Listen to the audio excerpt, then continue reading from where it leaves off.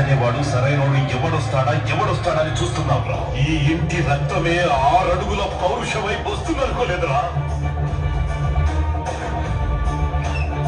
20 ఏళ్ళ నుంచి ఒక లెక్క, ఇప్పటి నుంచి ఒక లెక్క. ఆడి కొడుకొచ్చాడని చెప్పు.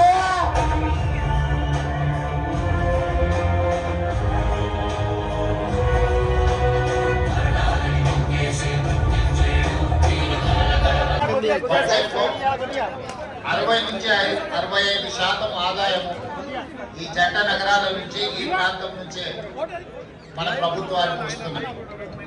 ఇక్కడ వస్తున్న ఆదాయాన్ని రాష్ట్రం నలుమూలల సంక్షేమం కోసం, అభివృద్ధి కోసం ఖర్చు పెడుతున్నాం.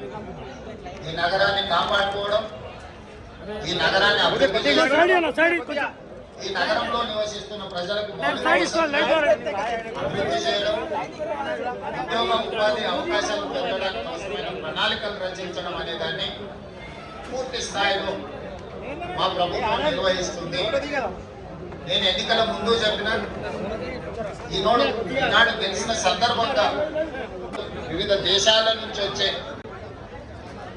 పెట్టుబడులను ఆకర్షించడమే కాకుండా ఉద్యోగ ఉపాధి అవకాశాలకు విస్తరించే విధంగా నగరాన్ని అభివృద్ధి చేయాలనుకుంటున్నాం. అందుకే రీజనల్ రింగ్ రోడ్ కావచ్చు, రేడియల్ రోడ్స్ కావచ్చు, మూసీ నది ప్రక్షాళన కావచ్చు, మెట్రో విస్తరణ కావచ్చు, గోదావరి కృష్ణా నది జలాలు ఎక్కడ పడితే అక్కడ దర్శనమిస్తున్నాయి. పారిశుద్ధ్య పనులలో సమస్యలను మేము పరిగణలోకి తీసుకుంటున్నాం. అదేవిధంగా చెరువులు, గుంటలు,